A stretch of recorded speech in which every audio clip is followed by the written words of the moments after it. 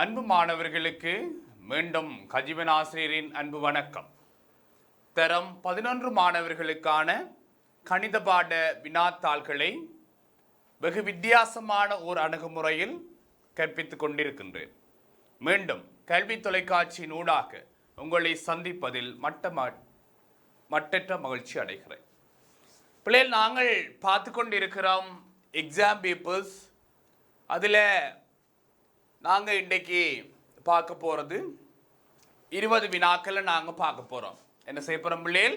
20 வினாக்களை நாங்கள் பார்க்க போகிறோம். இங்கே பாருங்க, முதலாவது கேள்வி. ஒவ்வொரு வினாவும் 20 வினாக்களும் உங்களுடைய எக்ஸாம் பேப்பரில் பிரதானமாக அமைகிற பகுதிகளை அடிப்படையாக கொண்டு தெரிவு செய்திருக்கிறேன். எப்படி சார் கேள்வியை தெரிவு செய்தார் என்பது உங்களுக்கு விளங்க வேணும். என்னென்னு தெரிவு செய்திருக்கிறேன்? உங்களோட பார்ட் 1 பேப்பரில் எது பிரதானமான அடிப்படையாக அமையுதோ அந்த அடிப்படையில் 20 வினாக்களை நாங்கள் தெரிவு செய்திருக்கிறோம். உங்களுக்கு தெரியும், உங்களோட பார்ட் 1 பேப்பரில் பார்ட் 1A பாட்டில் 25 கேள்விகள் வரப்போகுது. அப்போ அந்த 25 கேள்விகள் வரக்கூடியதில் 20 வினாக்களை நாங்கள் தெரிவு செய்து ஒவ்வொரு காணொலியாக செய்து கொண்டு போகிறோம். சரி பிள்ளை, நாங்கள் நேரடியாக எங்களுடைய வினாவுக்குள்ளே போகலாம். செவ்வட்ட உருளையொன்றின் அடியின் பரிதி 15 சென்டிமீட்டர் ஆகும். அதன் உயரம் 10 சென்டிமீட்டரும் ஆகும். உருளையின் வளை மேற்பரப்பின் பரப்பளவை காணட்டான். பிள்ளைகள் தெளிவாக கவனிங்கோடா. அவர் கேட்கிறது மொத்த மேற்பரப்பளவு கேட்கல, வளை மேற்பரப்பளவு மட்டும் கேட்கிறார். உங்களுக்கு தெரியும் குழந்தைகள், ஒரு உருளை ஒன்று இருக்குதுன்னு சொன்னால் அந்த உருளையின் மொத்த மேற்பரப்பளவுக்குரிய சூத்திரம் எழுதி இருப்பான். 2 பையார் வர்க்கம் சக 2 பையார் h. இதுதான் மொத்த மேற்பரப்பளவிற்கான சூத்திரம். இதுல நீங்க பார்த்திருப்பீங்க, இந்த 2 பையார் வர்க்கம் என்றது 2 வட்ட பரப்பளவு. மேலே உள்ள வட்டமுகத்திடதும் கீழே உள்ள வட்டமுகத்திடதும் பரப்பளவு தான் இந்த 2 பையார் வர்க்கம். உங்களுக்கு தெரியும், மேலே உள்ள வட்ட பரப்பளவு பையார் வர்க்கம் தானே, கீழே உள்ள வட்ட பரப்பளவும் பையார் வர்க்கம் தானே. அப்ப 2 பையார் வர்க்கம் என்றது 2 வட்ட முகங்களின் பரப்பளவு. அடுத்தது நாங்க பார்த்திருப்போம், இந்த 2 பையார் h என்பது வளை பரப்பளவு. என்ன பிள்ளைகள்? வளை பரப்பளவு. ஆகவே அவர் கேட்கிறது வளை பரப்பளவு என்றபடினால 2 பையார் h தான் நாங்கள் பிரதியிட வேண்டிய சூத்திரம். நாங்கள் பிரதியிட வேண்டிய சூத்திரம் என்ன பிள்ளைகள்? 2 பையார் h தான் நாங்கள் பிரதியிட வேண்டிய சூத்திரம். இதுல பாருங்கோடா, அவ தந்திருக்கிற இந்த 15 என்றது 2 பையார். ஏன் 2 பையார் என்று சொல்றேன்? எங்கட அடிந்த பெருதியிட நீளம் 2 பையார் தானே. ஏன்? அது ஒரு வட்ட பெருதியா இருக்கிறபடினால அந்த வட்ட பெருதி 2 பையார் தான் ஆருக்கு சமனா இருக்க போறார்? 15க்கு சமனா இருக்க போறார். அப்ப நான் என்ன சொல்லலாம்? 2 பையார் சமன் 15 என்று சொல்லலாம். அடுத்தது என்ன சொல்ல வாரார்? உயரம் 10 சென்டிமீட்டரா. ஆகவே h சமன் என்ன பிள்ளைகள்? 10 சென்டிமீட்டர். அவை நேரடியாக கொண்டே பிரதியீடு செய்யலாம். 15 தர 10 பிள்ளைகள் எவ்வளவு? 150 சென்டிமீட்டர் வர்க்கம். அப்ப நாங்க உருளை என்றோட மொத்த மேற்பரப்பளவு கேட்கிறார் என்று சொல்லி போட்டு 2 பையார் வர்க்கம் சக 2 பையார் h போடக்கூடாது. அவர் கேட்கிறது வளைபரப்பளவு என்றபடினால 2 பையார் h மட்டும் போட்டா காணும். அதுலயும் நாங்க சில பேர் என்ன செய்வோம்? ஆரையை திருப்பி கண்டுபிடிச்சு திருப்பி கொண்டு வந்து பிரதியீடு செய்வோம். அது தேவையில்லை. ஏன்? எங்களுக்கு தந்திருக்கிறது 2 பையார் என்றபடினால நேரடியாக கொண்டே நாங்க பிரதியீடு செய்து கொள்ளலாம். ஆகவே ஆன்சர் என்ன பிள்ளைகள்? 150 சென்டிமீட்டர் வர்க்கம். பிளைண்டா பிள்ளைகள்? ரைட், படியா பார்த்துக்கொள்ளுங்கடா, போட்டி இருக்க பார்த்துக்கொள்ளுங்க. எங்களுக்கு வந்திருக்கக்கூடிய விடை வளை மேற்பரப்பளவு 150 சென்டிமீட்டர் வர்க்கம். சரிதானே? ரைட். ரெண்டாவது கேள்விக்கு போறோம். உருவில் AD சமன் 8 சென்டிமீட்டராம். நீங்க உருவத்தை பார்க்குறீங்க, 8 சென்டிமீட்டர். AB சமன் 10 சென்டிமீட்டராம். AB 10 centimetre. பின்வருவனவற்றை காணட்டாம். பிள்ளைகள், நாங்கள் செகண்ட் டேர்மில் படிக்கக்கூடிய பிரதானமான தேற்றங்கள்ல நடுப்புள்ளி தேற்றங்களை பற்றி கழிச்சிருப்போம். நடுப்புள்ளி தேற்றங்கள்ல 2 தேற்றம் சொல்றோம். ஒன்று முக்கோணியொன்றின் 2 பக்கங்களை நடுப்புள்ளிகளை இணைக்குவார நேர்கோடு 3ஆம் பக்கத்துக்கு சமாந்தரம் அரைமடங்கு சொல்லி ஒன்று சொல்றோம். அடுத்தது நடுப்புள்ளி தேற்றத்தின மறுதலை சொல்றோம். மறுதலை என்ன சொல்லுறோம்? முக்கோணியொன்றிட பக்கம் ஒன்றின் நடுப்புள்ளியினூடாக மூன்றாம் பக்கத்திற்கு சமாந்தரமாக வரையப்படுற நேர்கோடு மற்றைய பக்கத்தை இருசம கூறிடும். இதை நாங்கள் நடுப்புள்ளி தேட்டத்தின் மறுதலை என்று சொல்லியிருப்போம். என்ன சொல்லியிருப்போம்? முக்கோணி ஒன்றிட பக்கம் ஒன்றின் நடுப்புள்ளியினூடாக மற்றைய பக்கத்திற்கு சமாந்தரமாக வரையப்படும் நேர்கோடு மூன்றாம் பக்கத்தை இருசம கூறிடும். நடுப்புள்ளி தேட்டத்தின் மறுதலை. அப்ப இங்க இவர் ஏடி 8 சென்டிமீட்டர் என்றால் கட்டாயம் டிசியும் என்னவா இருக்கணும்?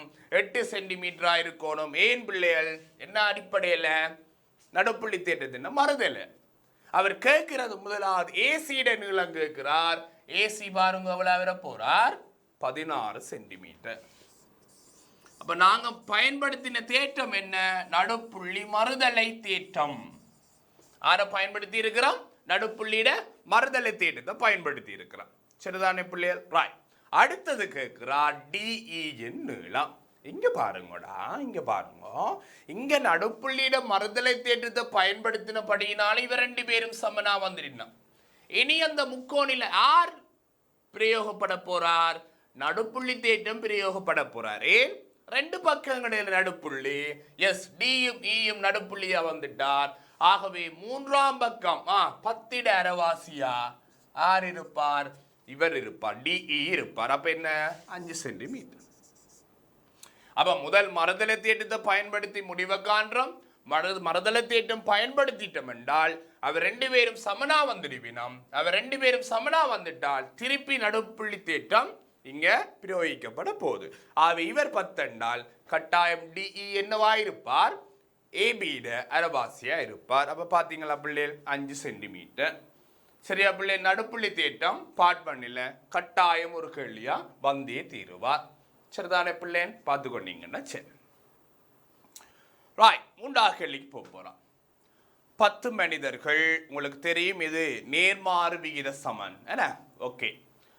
10 மனிதர்கள் 6 நாட்களில் வேலையொன்றை செய்து முடிப்பர். 2 நாட்கள் வேலை செய்த பின்னர் இருவர் வேலைக்கு சமூகம் தரவில்லை. அப்ப திருப்பி பாருங்கடா கேள்விய. 10 மனிதர் 6 நாட்களில் வேலையொன்றை செய்து முடிப்பர். ஆகவே அவை செய்ய போற வேலையோட பருமன் உங்களுக்கு தெரியுமா? 10 தர 6 60 மனித நாட்கள் தான் அவை செய்ய போற வேலையோட பருமன். ரைட். 2 நாட்கள் வேலை செய்த பின்னர் இருவர் வேலைக்கு சமூகம் தரவில்லை. 2 நாட்கள் வேலை செய்த பின்னர் எஞ்சிய வேலையின் அளவு யாது? அட இங்க பாருங்க ராஜா, இங்க பாருங்கடா. அவ திட்டமிடுற வேலையோட அளவு 10 மனிதர் தர 6 நாட்கள் 60 மனித நாட்கள். ஓமா, இதுதான் அவ செய்யற வேலையோட அளவு மனித நாட்கள். ஓகே. இந்த 10 மனித நாட்கள் வேலை தான் திட்டமிடினோம். வேலை ஆரம்பிக்கிற சந்தர்ப்பத்தில் 2 நாட்களின் பின்னர் இருவர் வேலைக்கு சமூகம் தரவில்லை. அப்ப 2 நாளைக்கு பிறகுதான் 2 பேர் அப்சென்ட் என்றால் எங்களுக்கு தெரியும் பிள்ளைகள், முதல் 2 நாளும் எல்லாரும் வேலை செய்திருப்பினோம். அப்ப முதல் 2 நாளும் 10 பேரும் வேலை செய்திருப்பினோம் என்றால் அவ வேலை செய்து நிறைவு அடைந்தது 10 தர 20 மனித நாட்கள். ஓமா இல்லையா? ஓமா இல்லையா? ஏன்? முதல் 2 நாளும் என்ன செய்திருப்பினோம்? 10 பேருமே வேலை செய்திருப்பினோம். அவ வேலை செய்து முடிச்சது எவ்வளவு? 10 தர 2 20 மனித நாள் வேலை முடிச்சிடணும். ஆகவே மீதம் அவ்வளவு கிடக்கு 40 மனித நாள் வேலை தான் கிடக்கு. அந்த வேலையை செய்யக்குள்ளதான் 2 பேர் அப்சென்ட். 3ஆம் நாள் 2 பேர் விரையில. அவர் என்ன கேட்கிறார்? எஞ்சிய வேலையை 8 மனிதர்கள் எத்தனை நாட்களில் செய்து முடிப்பார்? அப்ப எஞ்சிய மனிதர் 10 பேர்ல 2 பேர் போனா 8 பேர் தான் இருக்கணும். அப்ப அந்த 40 மனித நாள் வேலையை 8 பேர் நிறைவு செய்ய போயினோம் என்றால் எங்களுக்கு தெரியும் 5 நாட்கள்ல நிறைவு செய்வினோம். 5 நாட்கள். ஆகவே 40 × 8 வேலையின் கீழ் மனிதர்களின் எண்ணிக்கை நாட்களின் எண்ணிக்கையை தரும். ஆகவே 40 மனித நாள் வேலை 8 பேர் செய்ய போயினோம் 5 நாட்களில் அவை நிறைவு செய்வினோம். ஆகவே நேர்மாறு வீத சம கேள்வி பார்ட் 1 கட்டாயம் ஒரு கேள்வி. அப்ப என்ன செய்யறோம் பிள்ளைகள்? அவ திட்டமுற வேலையை பார்க்கிறோம்டா. முதல் 2 நாளும் எல்லாருமே வேலை செய்திருப்பினோம். ஆகவே அவ முடிச்ச வேலையை பார்க்கிறோம். மீதி வேலை 40 மனித நாட்கள். அந்த 40 மனித நாட்களை தான் என்ன செய்ய போயினோம்? 8 பேர் செய்ய போயினோம். ஆகவே 5 நாட்களில் நிறைவு செய்வினோம். விளங்கிட்டா குழந்தை? ரைட். ஓகே, பார்த்துக்கொள்ளுங்க. நாங்கள் 4வது கேள்விக்கு போகிறோம். சரி, பொருள் ஒன்றிற்கு 12% தீர்வை வரி அறவிடப்படுகிறது. ரூபாய் 18,000 பெறுமதியான பொருள் ஒன்றிற்கு தீர்வை பணம் செலுத்திய பின்னர் அதன் பெறுமதி யாது? இது நீங்க 10ஆம் ஆண்டுல செகண்ட் டேர்ம்ல 2வது பாடமா படிச்சிருப்பீங்க. சதவீதம். சதவீதத்துல வரிகள் தொடர்பாக கேச்சிருப்பீங்க. இறைவரி, தீர்வை, பெறுமதி சேர்வரி, வருமான வரி, 2 பல்வேறு வரிகளை பற்றி கேச்சிருப்பீங்க. தீர்வை என்றா உங்களுக்கு தெரியும். பொருட்களின் ஏற்றுமதி இறக்குமதியில நாங்கள் அறவிடப்படுற வரிதான் தீர்வை. அப்ப அதுல நிறைய கழிச்சிருப்பீங்க. பொருளுக்கு தீர்வை செலுத்திய பின்னர் பொருளிட உண்மையான பெறுமதியோட தீர்வை பணமும் சேர்க்கப்படும். அப்ப நான் உதாரணத்துக்கு ஒரு 2 லட்சம் ரூபாய் பொருளை இறக்குமதி செய்கிறேன். அந்த 2 லட்சம் ரூபாய்க்கு 50,000 ரூபாய் தீர்வை என்றால் இப்ப பொருளிட பெறுமதி 2,50,000 ரூபாய். ஓமா, ஏன் நான் செலுத்தின வரியையும் சேர்த்து தான் என்ன செய்வேன், நான் பொருளிட பெறுமதியை கணிப்பேன். பிறகு அதுக்கு லாபம் வச்சுத்தான் பொருள் என்ன செய்யும், மீள் விற்பனை செய்யப்படும். ஓமா பிள்ளைகள், எஸ். அப்ப இங்க பாருங்கடா, 12% தீர்வை செலுத்திய பின்னர் அதிட பெறுமதி. இது 2 விதமா செய்யலாம். ஒன்று 18,000 12% தான் தீர்வை. அவை நான் தீர்வையை கண்டுபிடிக்கலாம். தீர்வை என்ன கண்டுபிடிக்க போறாம், 100 மேல் 12 தர 18,000. ஓமா இல்லையா? ரைட். அவை என்ன வர போறார், 18 எவ்வளவு, 180 216. சோ 2,160 ரூபாய். இது தீர்வை. அவை தீர்வைக்கு பின்னான பெறுமதி. தீர்வைக்கு பின்னான பெறுமதி இந்த 18,000 என்ன செய்யணும் பிள்ளைகள், அந்த 2,160 காணும். அப்ப அவ்வளவு 20,160 ரூபாய். அப்ப இதுதான் தீர்வைக்கு பின்னான பெறுமதி. இதை நேரடியாக கண்டுபிடிக்கலாம். குழந்தைகள் எப்படி கண்டுபிடிக்கலாம், எங்களுக்கு தெரியும். 100 பொருளாக இருந்தால் தீர்வைக்கு பிறகு 112 இருக்கும். அதானே சம்பவம். ஏன் அந்த 12% வரியும் என்ன செய்யும், பொருளிட பெறுமதியோட கூடுவார். அவை 100 இருந்தால் பொருளிட தீர்வைக்கு பின்னான பெறுமதி 112 ரூபாய். அவை நான் என்ன செய்ய வேணும், 18,000 இருந்தா எவ்வளவு, எஸ். சோ இன்டு 18,000 தர 18,000. ரைட். ஸோ சுருக்கினம்டா குழந்தைகள் எவ்வளவு வந்து நிற்க போறார், 20,160 ரூபாய் நேரடியாக வந்து நிற்பார். ஸோ நீங்கள் அப்படிக்கா செய்யலாம், அல்லது இப்படிக்கா செய்யலாம். எப்படிக்கா செய்தாலும் என்ன வந்தா சரி, விடை சரியான விடையாக வந்தா சரி. ஓமா பிள்ளைகள், ஆகவே இந்த அணுகுமுறையிலையும் நாங்கள் என்ன செய்து கொள்ளலாம், கேள்விக்கு ஆன்சர் பண்ணி கொள்ளலாம். அப்போ எங்களுக்கு தீர்வையை கண்டுபிடிச்சு தீர்வையை பொருளிட பெறுமதியோட கூட்டி கொடுக்கலாம். எல்லாத என்ன செய்யலாம், நேரடியாக பின்னம் போடலாம். 100 இருந்தா 112 தர 18,000 இருந்தா அவ்வளவு. ரைட்டா பிள்ளைகள்? ரைட். ஓகே, பாருங்க, நாங்கள் 5வது கேள்விக்கு போறோம். ஓகே, ஓவை மையமாக கொண்ட வட்டத்தின் விட்டம் ஏபி ஆகும். சிபி என்பது ஒரு நான் ஆகும். ஓவில் இருந்து சிபிக்கு வரையப்பட்ட செங்குத்து ஓடி ஆகும். ஏசி ஓடி என்பவற்றுக்கு இடையிலான தொடர்பை தருக. திருப்பி பாசிங்க பிள்ளைகள் கேள்விய, ஓவை மையமாக கொண்ட வட்டத்தின் விட்டம் ஏபி ஆகும். சிபி என்பது ஒரு நான் ஆகும். ஓவில் இருந்து சிபிக்கு வரையப்பட்ட செங்குத்து ஓடி ஆகும். ஏசி கம ஓடி என்பவற்றுக்கு இடையிலான தொடர்பை எழுதுக. எஸ், இப்படி கதை வாய்ச்ச மாதிரி வாசிக்க இயலாது. ஏன், நாங்கள் படிக்கிறது கணிதம் பிள்ளைகள். ஸோ ஒரு படம் கீறி பார்க்க போகிறோம். ஓவை மையமாக கொண்ட வட்டம். எஸ், ஓ சென்டர் பாயிண்ட் ஓ. ஓகே, அடுத்தது என்னவா, ஏபி வட்டத்தின் விட்டம். அப்ப மையத்தினூடால போற கோடு ஏபி. ஓகே, சிபி என்பது ஒரு நான். சிபி என்பது ஒரு நான் என்றால் இப்படித்தான் பெற போறார். ஏன், அந்த நானின் ஒரு அந்தம் என்னவா இருக்கணும், ஆறா இருக்கணும் பிள்ளைகள், ஒரு அந்தம் பியா இருக்கணும். சோ பி, சிபி என்பது ஒரு நான். ஓகே, அடுத்தது ஓவிலிருந்து சிபிக்கு வரையப்பட்ட செங்குத்து ஓடி. ரைட். ஆகவே இதிலிருந்து செங்குத்து வரைகிறார் ஓடி. ஓகே. வரையப்பட்ட செங்குத்து ஓடி ஆகும். ஏசி ஓடி என்பவற்றுக்கு இடையிலான ஓர் தொடர்பை எழுதுக. என்ன செய்கிறார்? டே ராஜா, இங்க பாருங்கோடா, ஏசிக்கும் ஓடிக்கும் இடையிலான ஓர் தொடர்பை திரட்டா. இங்க பாருங்கடா, எங்களுக்கு தெரியும் இவர் செங்கோணமா அமைய போறார். ஏன்? ஏபி என்பது விட்டமாக இருக்கிறபடினால அரைவட்ட கோணம் செங்கோணம். ஆகவே இந்த கோணம் செங்கோணம். நியாயமா இல்லையா? நியாயமா இல்லையா? அப்ப நேரடியா சொல்லலாம் பிள்ளைகள், நேரடியா சொல்லலாம் இவரும் இவரும் சமாந்தரம். ஏன்? ஏன் சமாந்தரம்? ஏன் பிள்ளைகள் சமாந்தரம்? ஒத்த கோணங்கள் சமன் என்பபடினால ஏசி சமாந்தரம் ஓடி என்று சொல்லலாம். வேற ஏதாவது முடிவெடுதலாமான்னு பார்ப்போம்.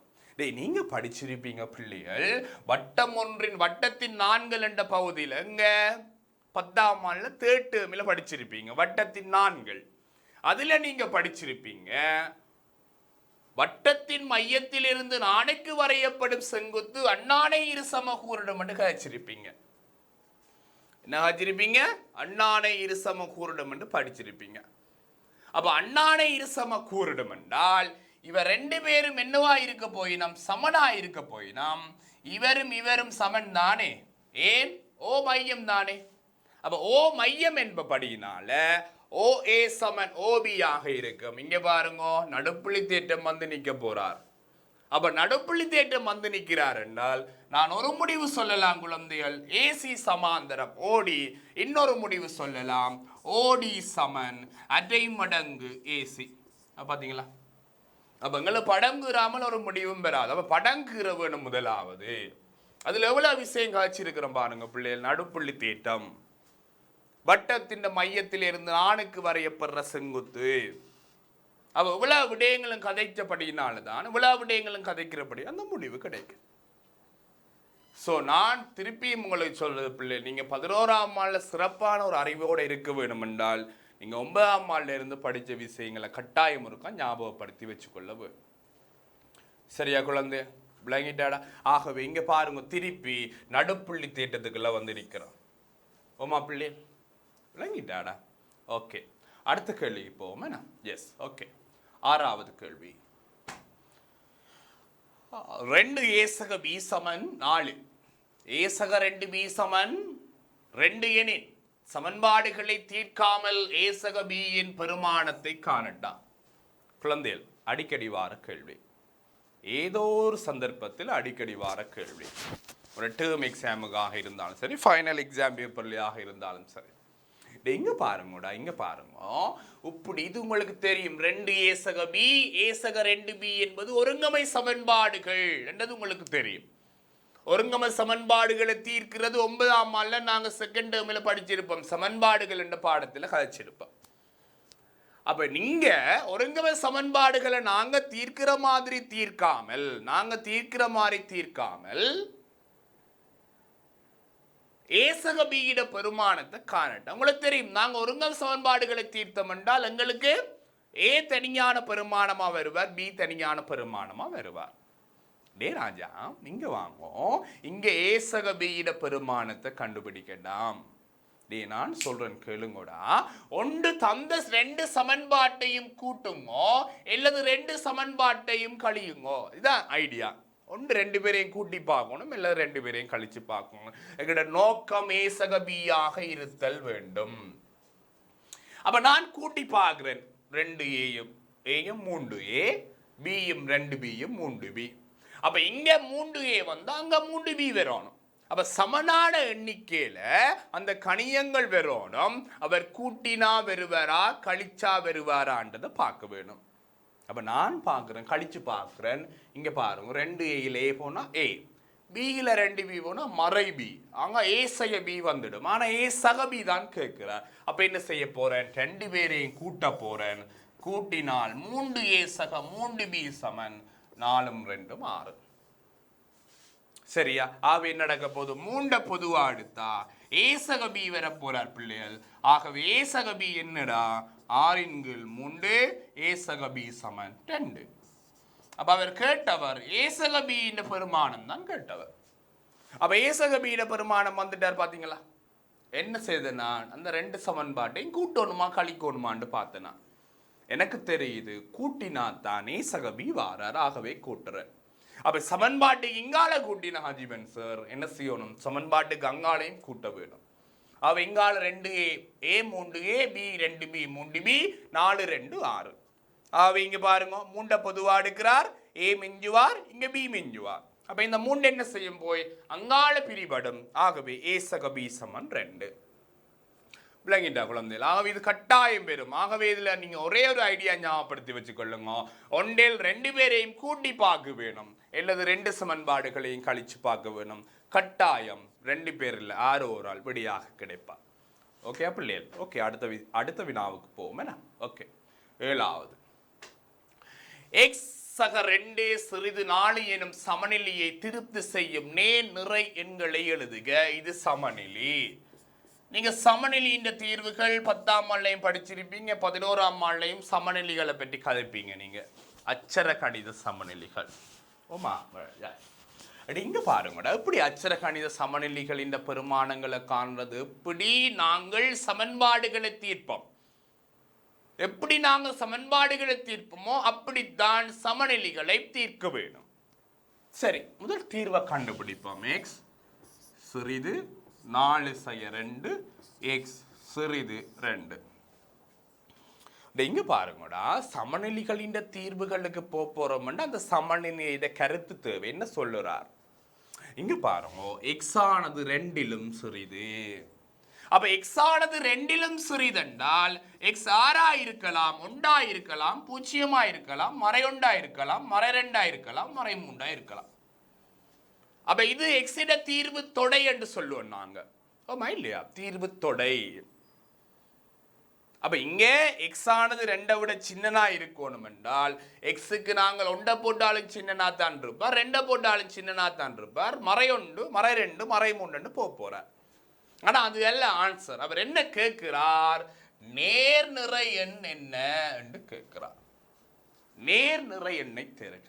ஆகவே எக்ஸ் எடுக்கக்கூடிய ஒரே ஒரு பெருமானம் உண்டு. ஏன்? அதுதான் நேர் நிறை எண்ணாக இருக்கிறார். சில பேர் 0 சேர்த்து போட்டுடுவீங்க. 0 நேர் நிறை எண் அல்ல. அவர் நேரும் இல்லை மறையும் இல்லை. ஆனா இப்படி கேட்ட ஆன்சர் கொடுக்கலாம். இப்படி மறை நிறை எண் அல்லாத தீர்வுகள், மறை நிறை எண் அல்லாத தீர்வுகள் என்றால் 0 மறை நிறை எண் அல்லாத எண். ஆகவே நான் இங்க 1,0 என்று ஆன்சர் பண்ணுவேன். அப்ப நேர் நிறை எண் அல்லாத தீர்வுகள் என்றாலும் 0 சேர்க்கலாம், மறை நிறை எண் அல்லாத தீர்வுகள் என்றாலும் 0 சேர்க்கலாம். ஆனால் நேர் நிறை எண்ணிக்கையும் சேர்க்கலாது, மறை நிறை எண்ணிக்கையும் சேர்க்கலாது. ஆகவே இங்கே எக்ஸ் எடுக்கக்கூடிய நேர் நிறை எண் தீர்வு ஒன்றே ஒன்றுதான். யாரு பிள்ளைகள்? எக்ஸ் சமன் 1. விளங்கிட்டா? ஆகவே நேர் நிறை எண் என்றால் இந்த தீர்வுகளுக்குள்ள யார் நேராக இருக்கிறார் என்று பார்ப்போம். 1 தான் நேராக இருக்கிறார். ஆகவே இதை திருப்தியாக்கும் எக்ஸின் தீர்வு 1. விளங்கிட்டா பிள்ளைகள்? கட்டாயம் ஒரு கேள்வி சமநிலை பார்ட் 2 வாரையில பார்ட் 1 கட்டாயம் ஒரு கேள்வி வருவார். ஓகே பிள்ளை, நாங்கள் 8வது கேள்விக்குள்ள பார்க்க போறோம். 8வது கேள்வி பார்க்க போறோம். உருவில் இணைகரம் ஏபிசிடியின் பரப்பளவு 100 சென்டிமீட்டர் வர்க்கம் எனின் இசிஎஃப்பின் பரப்பளவை காணட்டான். பிள்ளைகள் படத்தை காணையில் நான் படங்குறேன் பாருங்க. படத்தை காணையில் ஓகே, திஸ் ஒன், இதுதான் அந்த படம். A B C D A B C D. அடுத்தது யார் பிள்ளைகள்? ECF.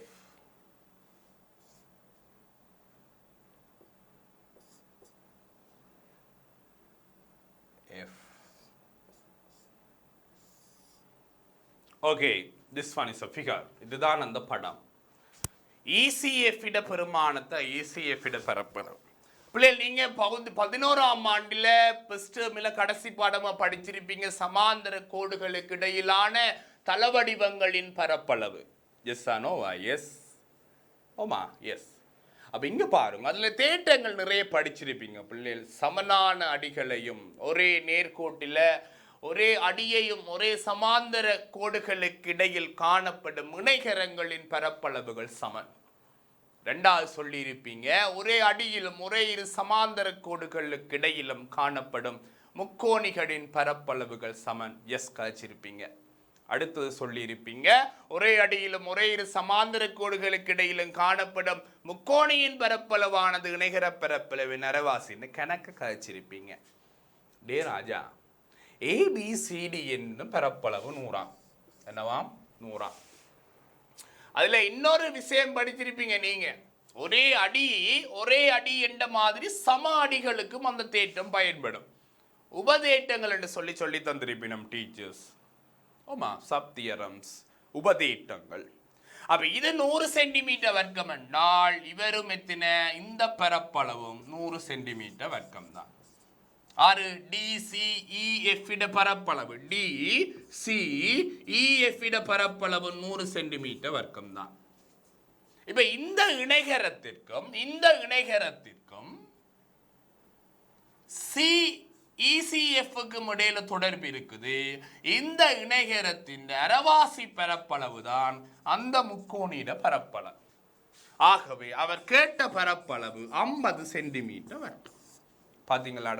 பாத்தீங்களா? என்ன செய்யலாம்? முதலாவது, சம அடிகளும் ஒரே இரு சமாந்தர கோடுகளுக்கு இடையிலும் காணப்படும் இணைகரங்களின் பரப்பளவுகள் சமன் என்ற அடிப்படையில் டிசிஇஎஃப் பரப்பளவை கண்டுபிடிக்கிறார். அவர் 100 இருப்பார். அந்த 100 அரைவாசி தான் இசிஎஃப் ஆயிருப்பார். ஆகவே இசிஎஃப் பரப்பளவு 50 சென்டிமீட்டர் வர்க்கம். சரியா பிள்ளைகள்? இதுவும் பார்ட் 1 வார்கள். இந்த தேற்றங்கள் பெரும்பாலும் பார்ட் 2க்குள்ள கொண்டு போக மாட்டார். பார்ட் 1 ஒரு கேள்வியா கேட்பார். உங்களுக்கு தெரியுமே, நான் கேத்திர கணிதம் 9 வினாக்கள் எங்க எக்ஸாம் பேப்பர்ல பார்ட் 1 வரும் பிள்ளைகள். 9 வினாக்கள். அந்த 9 வினாக்கள்ல இணைகரமும் ஒரு வினாவாக நிச்சயமாக அமையும். ஓகே பிள்ளைகள்? ரைட். Okay, next question.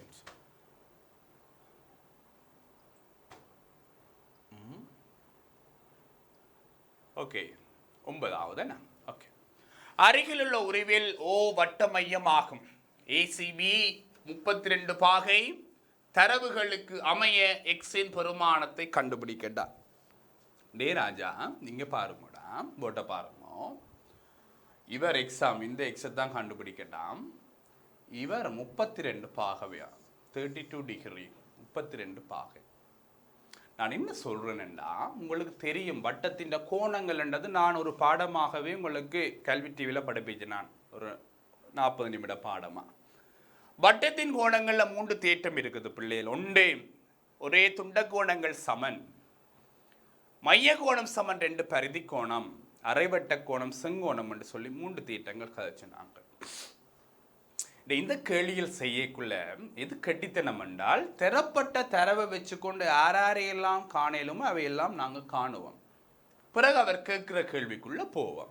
நாங்கள் எக்ஸுக்கும் அவர் தந்ததுக்கும் தொடர்பு தேட போனால் கஷ்டமாக இருக்கும்.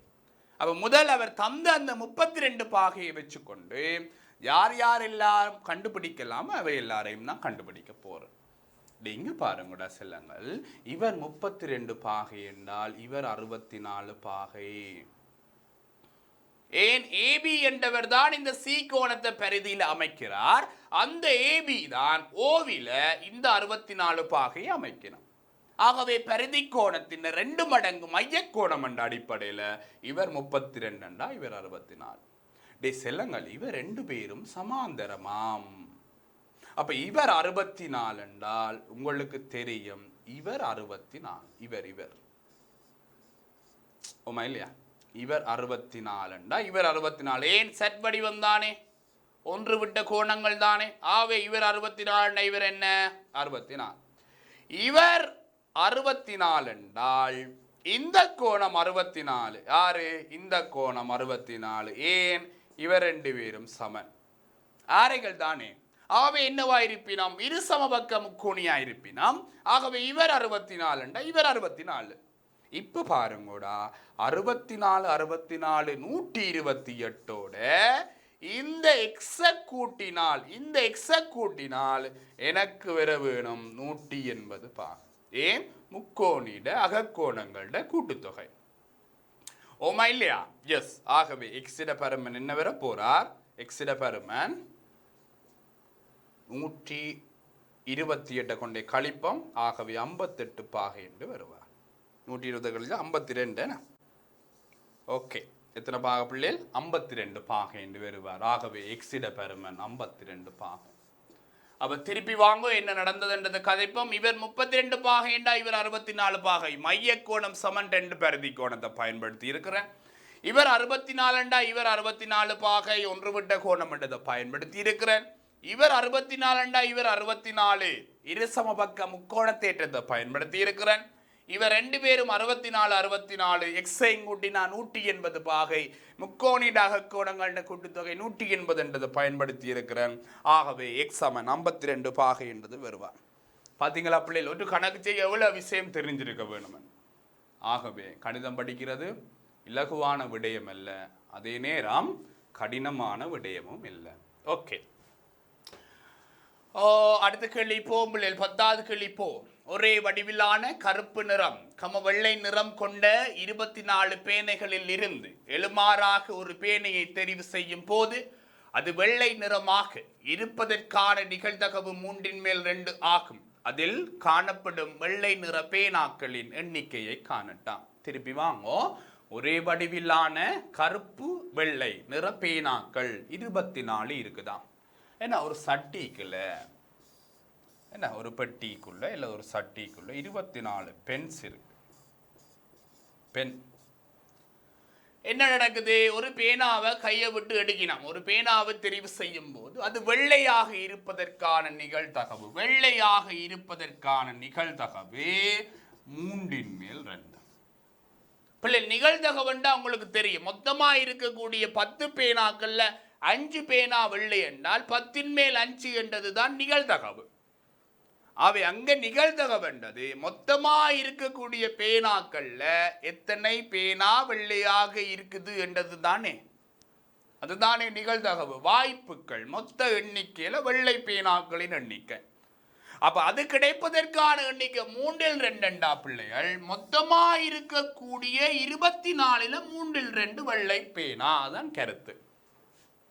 ஓமா, மொத்தமா எத்தனை பேனா இருந்தாலும் அதுல 3/2 பங்கு என்னவாக இருப்பார்?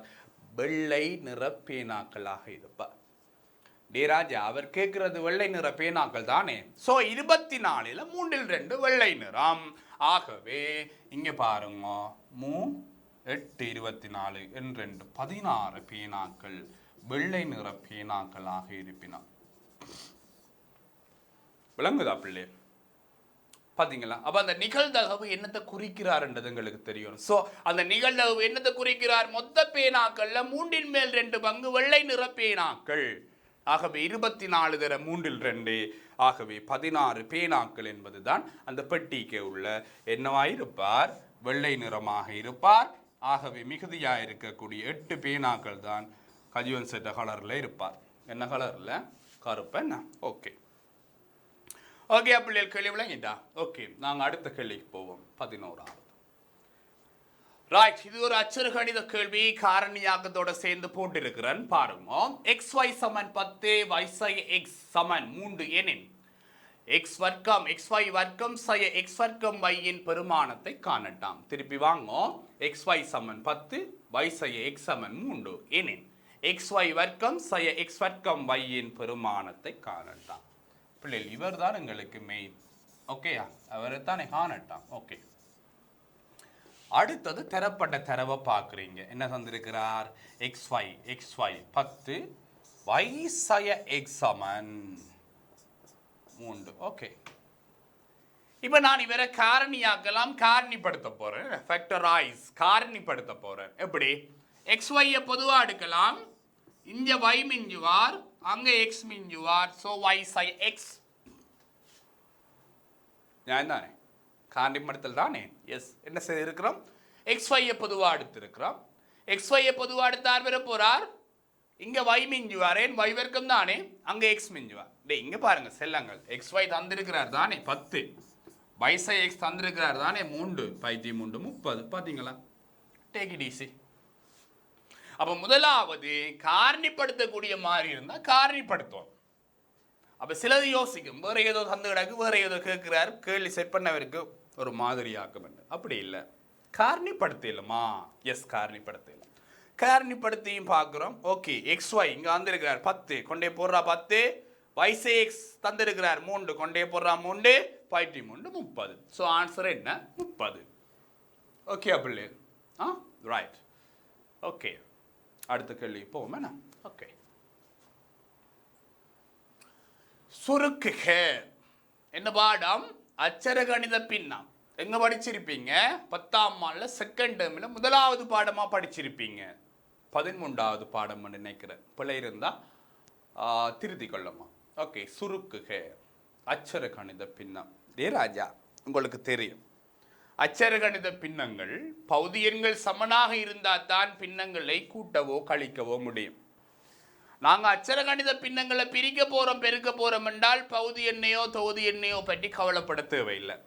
ஆனால் அச்சர கணித பின்னங்களை கூட்ட போகிறோம் அல்லது கழிக்க போகிறோம் என்றால் கட்டாயம் என்ன செய்யணும் பிள்ளைகள்? நாங்கள் பகுதி எண்களை சமனாக வச்சு கொள்ள வேணும். இங்கே பாருங்க, இங்கே எக்ஸை உண்டு, அங்கே உண்டு சை எக்ஸ். உங்களுக்கு சார் சொல்லி தந்திருப்பேன், டே ராஜா இங்கே இருக்கிறவர் தான் அங்கே இருக்கிறார். ஏற்கனவே நாங்கள் கழிச்சிருக்கிறோம் கல்வி டிவியில் 10ஆம் ஆண்டு அச்சர கணித பின்னங்கள் நான் தான் படிப்பிக்கிறேன், மாற்றம் இல்லை. இவர் சமன் சய வைசய எக்ஸ் என்று படிச்சிருப்பீங்க. எஸ் ஓமா இல்லையா? அப்ப இங்க பாருங்க, 2 சய வை சமன் மறை போட்டு வைசய 2 மாத்தி எழுதலாம். இங்க பாருங்க, இங்க இருக்கிறவர் தான் அங்கே இருக்கிறார், ஆனா மாற போறோம், மாத்தி எழுத போறோம்டா முன்னுக்கு ஒரு மறை பெற போறார். கச்சிருப்பேன் தானே. ஏன் மறைய பொதுவாக எடுத்தால் இந்த 2 மறையா போயிடுவார், இந்த மரவை நேரா போயிடுவார். ஸோ இவர் முன்னுக்கு வந்து அவரை கொண்டே பின்னுக்கு போட்டு கழிக்கலாம். எல்லாம் கழிச்சிட்டோம், எல்லாம் கழிச்சிருப்பீங்க நீங்களும். ஸோ இங்கே என்ன செய்ய போறேன்? ஒரு மறைய பொதுவாக எடுத்து இவரை எக்ஸை ஒன்று மாற்ற போறேன். இங்க கழிக்கட்டாமடா ஒன்று. அப்ப இங்க இந்த மறையும் சும்மா இருக்க மாட்டினோம். என்ன செய்ய போயினோம்? தங்களுக்குள்ள பெருக்குப்பட போயினோம். அப்ப நான் இங்க எக்ஸைய ஒன்று இருக்குன்னு பார்க்கிறேன், இங்க ஒன்று செய்ய எக்ஸ் இருக்குன்னு பார்க்கிறேன். எனக்கு தெரியும் இவரை இவராக மாற்றலாம். எப்படி மாற்றலாம்? ஒரு மறைய முன்னுக்கு போட்டு மாற்றலாம். அப்ப மறைய முன்னுக்கு போட்டு மறை எக்ஸைய ஒன்று எழுதினான், இந்த மறையும் அந்த மறையும் சும்மா இருக்க மாட்டினோம், பெருக்குப்பட போயினோம். ஆகவே 2 கீழ் எக்ஸை 1 குழந்தைகள் சக 1 கீழ் எக்ஸை 1. பாத்தீங்களா? இந்த மறையும் பெருக்கப்பட்டு கூட்டலாக மாறிடும். ஆகவே 2 1 3 கீழ் எக்ஸை 1 என்பதுதான் விட. ஆகவே இப்படி கேள்வி வந்தா என்ன செய்ய சொன்னாங்க? இந்த நடுவில் உள்ள குறிய நேரா மாத்தி போட்டு எக்ஸை 1 போட்டுட்டு செய்து கொண்டு போறோம். இங்க நேர் இருந்தால் அவர் மறையா மாறி கழிச்சு விட்டா சரி. விளங்குதா பிள்ளைகள்? Understand me? எஸ். ஓகே, போமே 13வது கேள்விக்கு. எஸ், y சமன் எக்ஸக 2 முழுவதின் வர்க்கம் செய்ய 3 எனும் வரைவின் திரும்பல் புள்ளியினால் கூட்டி தெருக. பிள்ளைகள், இது 11ஆம் ஆண்டில் நீங்க செகண்ட் டேர்மில் நடுவில் படிக்கிற பாடம் வரைவுகளில் 3 வடிவங்களை பார்த்திருப்பீங்க பிள்ளைகள். 3 சமன்பாட்டு வடிவங்களை. ஒன்று y சமன் ax வர்க்கம் சக bx சக c. இரண்டாவது y சமன் x சக a முழுவதின் வர்க்கம் சக b. மூன்றாவது y சமன் x சக a x சக b என்ற ஒரு வடிவத்தை பார்த்திருப்பீங்க. இதெல்லாம் வரைவுகள் கீறி அதன் இயல்புகள் எல்லாம் பார்த்து எல்லாம் காய்ச்சி முடிச்சிருப்பீங்க. பார்ட் 1 வரைவில் இப்படி y சமன் x சக a முழுவதின் வர்க்கம் சக b எனும் வடிவத்தை வச்சுக்கொண்டு அதனுடைய சமச்சீரச்சு என்னென்று கண்டுபிடிங்க ஹஜீபான், இழிவு பெருமானம் என்னென்று கண்டுபிடிங்க ஹஜீபான், திரும்பல் புள்ளி என்னென்று கண்டுபிடிங்க ஹஜீபன் என்று கேட்பார். டே ராஜா, நான் சொல்லுறேன் கேளுங்க. இந்த வடிவத்தில் ஒரு வரைவிருந்தால், இந்த வடிவத்தில் ஒரு வரைவிருந்தால் எக்ஸக a சமன் 0 ஆகும். எக்ஸின் பெருமானம் சமச்சீரச்சை தரும். என்ன சொல்றார் மிஸ்டர் ஹஜீபன்? y சமன் x சக a முழுவதின் வர்க்கம் சக b எனும் வடிவத்தில் ஒரு சமன்பாடு இருந்தால் இந்த x சக a பூஜ்ஜியமாகிற x இன் பெருமானம் சமச்சீரச்சை தரும். சிமெட்ரி எக்ஸிஸ்ட், சமச்சீரச்சு. ஓகேயா? எஸ். ஓகே, சமச்சீரச்சு. அடுத்தது இங்க இருக்கக்கூடிய இந்த மாறிலி b இழிவு பெருமானமாயிருப்பார். யாராயிருப்பார்? இழிவு பெருமானமாயிருப்பார். அடுத்தது இந்த மறை a, b தான் அவற்றை திரும்பல் புள்ளியிட ஆள்கூறாக இருப்பார். அப்ப எப்படி இருப்பார்? ஒரு சமச்சீரச்சின் சமன்பாடு தான் x ஆல் கூறாக வரும், இழிவு பெருமானம் தான் b ஆல் கூறா வரும், அதாவது y ஆல் கூறா வரும். அப்ப இந்த வரைவில் x சக 2 பூஜ்ஜியமாகிற x இன் பெருமானம் x சமன் மறை 2 தான் சமச்சீரச்சிட சமன்பாடு, இந்த மறை 3 தான் இழிவு பெருமானம். ஆகவே திரும்பல் புள்ளியிட ஆள்கூறு என்ன பிள்ளைகள்? திரும்பல் புள்ளியிட ஆள்கூறு என்ன? மறை 2, மறை 3. ஆகவே இது பாட் பண்ணில அடிக்கடி வார கேள்வி பிள்ளைகள் திருப்பி நீங்க பார்த்து கொள்ள வேணும். ஆகவே ஒரு வரைபிட திரும்பல் புள்ளியிட ஆள்கூறாக x ஆல் கூறாக இருக்கிறவர் சமச்சீரச்சாக இருப்பார், y ஆல் கூறாக இருக்கிறவர் என்னவாயிருப்பார் பிள்ளைகள்? இழிவு பெருமானமாயிருப்பார். ஆகவே அன்பு குழந்தைகளே, இன்றைக்கு 13 வினாக்களை பற்றி கழிச்சிருக்கிறோம். தொடர்ச்சியான வினாக்களோடு உங்களை இன்னும் ஒரு காணொலியில் சந்திக்க போறோம். அதுவரை உங்களிடமிருந்து விடைபெற்றுக் கொள்வது அன்புடன் ஆசிரியர் ஹஜீபன். காத்திருங்கள் பிள்ளைகள், கனவுகள் மெய்ப்பட. ஆசிரியர் ஹஜீபனுடன் கணிதம். Thank you very much.